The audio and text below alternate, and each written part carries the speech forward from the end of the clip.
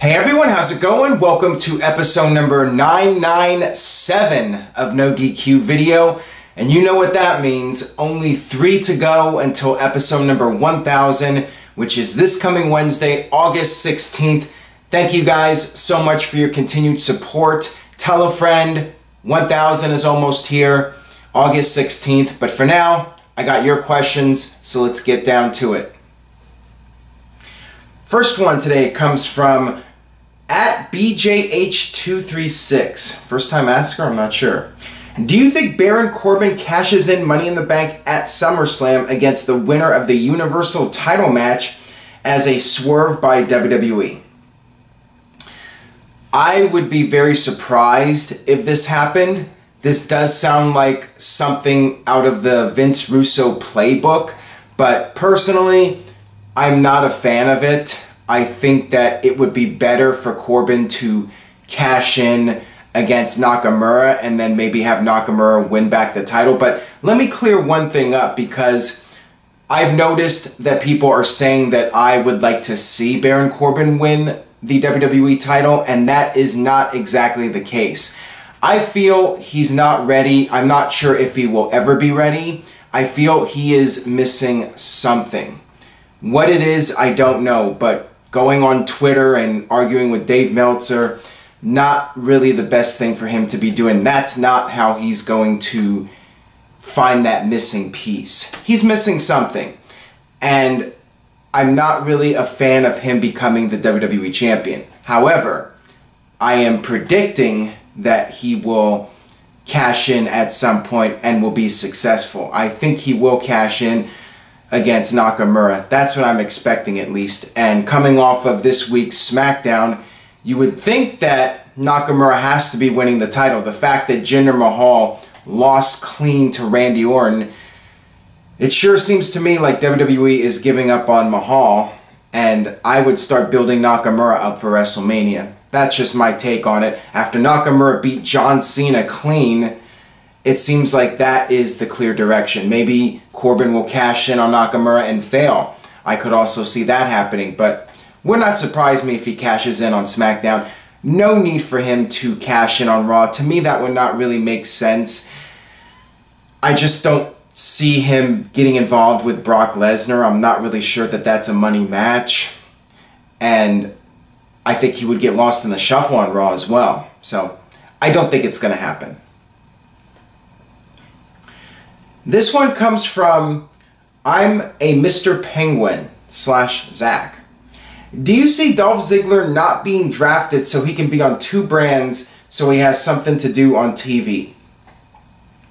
Not necessarily the way you put it, but I think it's not a bad idea to give him a free agent storyline, but unlike John Cena, you have both sides bidding for him. One thing we really haven't seen much is Raw versus SmackDown in the storylines and the 2 sides competing. I mean, that's the whole idea for the brand split, is to have this artificial competition. Yes, we know it's all WWE, but it's nice when you have some sort of competition in the storyline between these 2 brands. So why not just say Dolph Ziggler's contract is up, he's thinking about going to New Japan. They could even say this on television, and then you can have both sides trying to get him to join their brand, and that makes Dolph Ziggler relevant again, and you have a Raw versus SmackDown storyline. I actually think it's a really good idea, so I would consider something like that as a way to utilize Dolph Ziggler, who is just completely lost in the shuffle right now. Alright, this next one comes from at DJ Birdie Booster. Hey Aaron, since the SummerSlam main event is a Fatal 4-Way, in your opinion, what has been WWE's best Fatal 4-Ways? No tag team matches. I am not Teddy Long, so I am not going to give you any tag team matches. No worries there. I would say there are 2 that stand out to me, and I'm sure I'm missing some good ones, but the 2 that stand out the most, number 1 is from the Final 4 In Your House pay-per-view from 1997. It was Bret Hart versus Steve Austin versus Undertaker versus Vader. This was right after Shawn Michaels lost his smile and the WWE title was up for grabs in that match. The whole storyline with Steve Austin and Bret Hart was fantastic, so anything related to that is going to get high praise from me. I thought that that was an awesome match, very intense. And then 10 years later, Backlash 2007, the Fatal 4-Way coming off of WrestleMania 23 with John Cena versus Shawn Michaels versus Randy Orton versus Edge. That was an excellent match. Maybe my all-time favorite Fatal 4-Way. That one was fantastic. So those are the two that I like the best. But what do you guys think? Leave a comment on NoDQ.com for this video and let me know what you think. Your favorite Fatal 4-Way match. This one comes from Nathan. What do you think of Drew McIntyre beating Bobby Roode at NXT TakeOver, winning the rematch in November, and then Roode debuts number 2 in the Rumble? I could definitely see that playing out. I could see Bobby Roode heading to the main roster before WrestleMania. I would almost expect that to happen. You would think that Roode will make his main roster debut before next year's WrestleMania, similar to Samoa Joe. Joe debuted right after the Royal Rumble. Maybe that'll happen with Bobby Roode, but I'd love to see Roode in the Rumble match itself as a surprise entrant. Have him come out there, just like AJ Styles did in 2016, and make his big grand debut at the Royal Rumble. You could even put him in there in number 2. That way he can last almost the entire match, not necessarily have to win the thing, which I doubt he would, but it would give him a strong showing to last most of the match in his WWE main roster debut. Definitely a fan of that. And, you know, I could see Roode losing at TakeOver and then getting his rematch in November, and then he moves on to the main roster. This one comes from James. Based on Goldust's promo on Raw, could you see him managing Darren Young, or is that too controversial in today's WWE?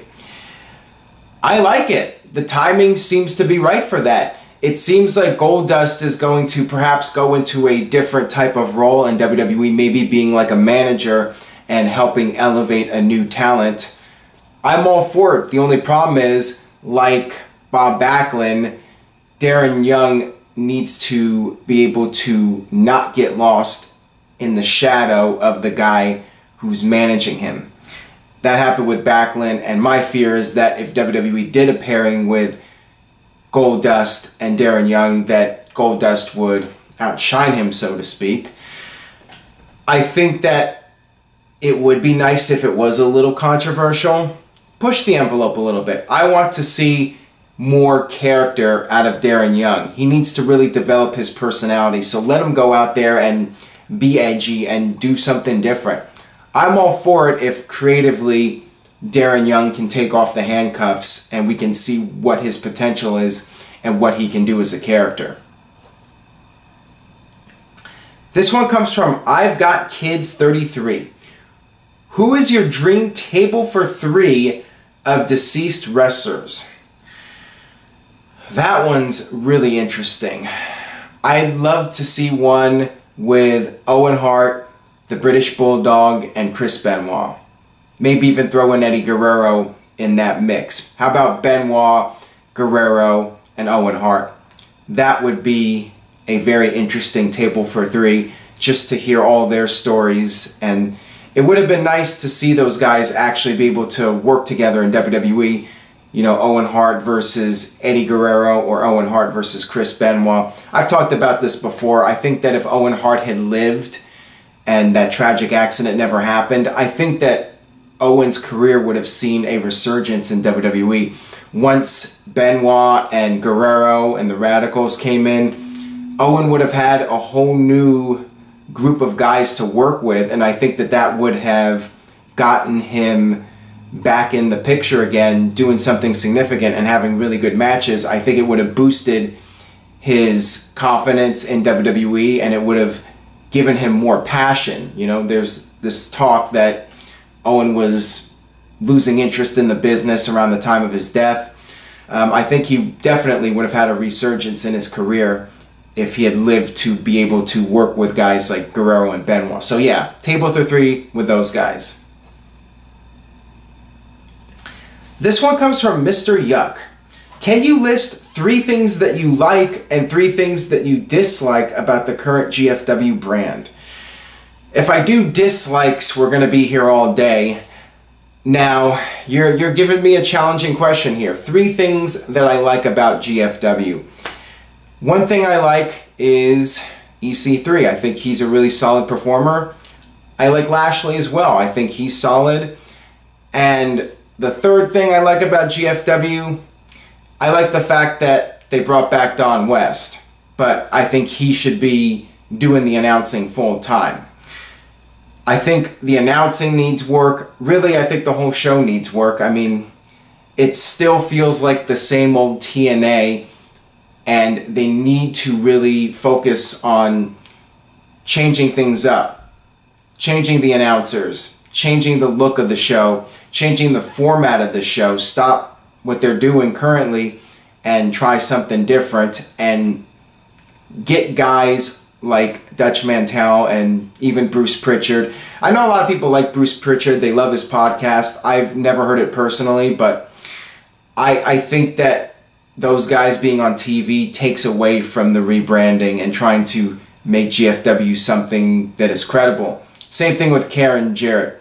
I think her being on television is counterproductive. It just feels like Jarrett is putting his wife and his friends on TV so they can be TV stars, rather than trying to seriously rebrand a promotion that is severely damaged.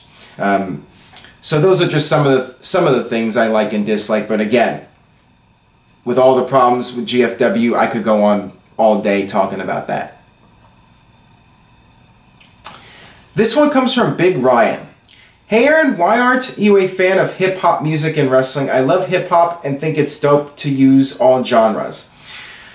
It's not so much that I'm not a fan, I just think that for the pay-per-view theme songs, I like rock music better. Now maybe it's just because I'm a white nerdy guy, I'm not sure, but the thing is, with rock music, it has this feeling and vibe of testosterone. It's aggressive, it's loud, it's in your face, it's angry.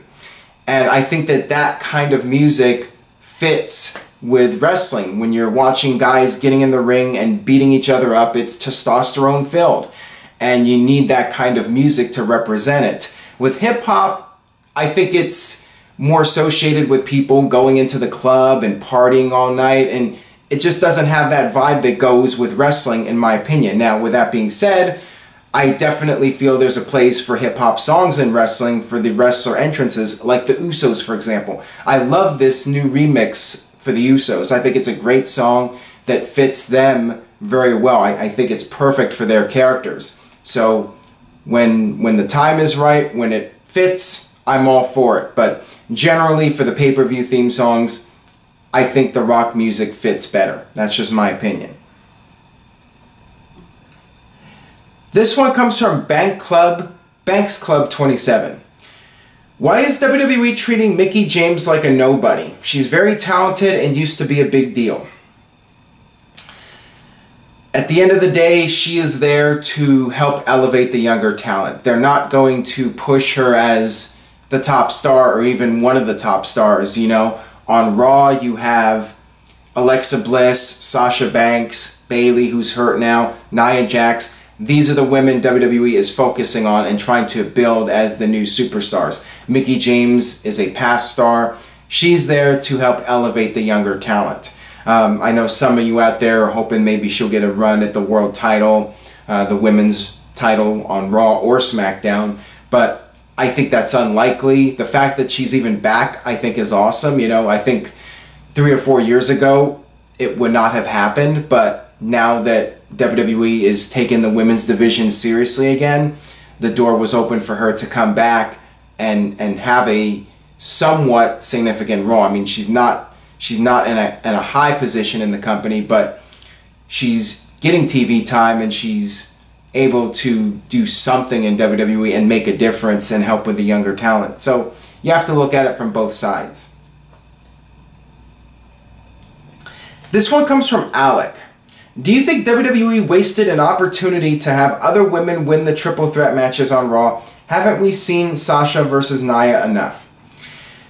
I suppose they could have put Mickie James in that spot, and I think that maybe that would have been something better. But the thing is, again, WWE is trying to protect Sasha and protect Nia and build them up, and this was basically a last-minute situation where Bayley got hurt. They had to come up with something, so they just decided to go with the other two top women in the #1 contenders match, which to me makes perfect sense, even though we've seen it several times. WWE had to do something here, and I think to give the title credibility, you have to have the top two contenders go at it, even if it's the same match we've already seen several times. And that's all the more reason to not overbook the match when you don't need to. You know, when somebody's not hurt and you have different options, don't keep doing the same match over and over, because then if something happens out of your control, then you're stuck with those guys again, and you have to do that match again, even though it's been done so many times before. So WWE shot themselves in the foot by booking that match so many times, and then when Bayley got hurt, you know, they pretty much had to do it again. I mean, they could have gone in a different direction, but, you know, Sasha and Nia are the two top contenders. I mean, realistically, they're the two that are in the highest spots next to Alexa Bliss at this point, so only makes sense for them to compete for that title match at SummerSlam. That'll do it for episode number 997 of NoDQ Video. I've been doing the daily videos here on NoDQ.com, and it's been very hectic, but thank you guys again for your support. Stay tuned to NoDQ.com for the latest regarding SummerSlam. This weekend, more NoDQ Video, NXT predictions coming up, SummerSlam predictions coming up, and of course, on Wednesday, August 16th, episode number 1000 of NoDQ Video. See you then.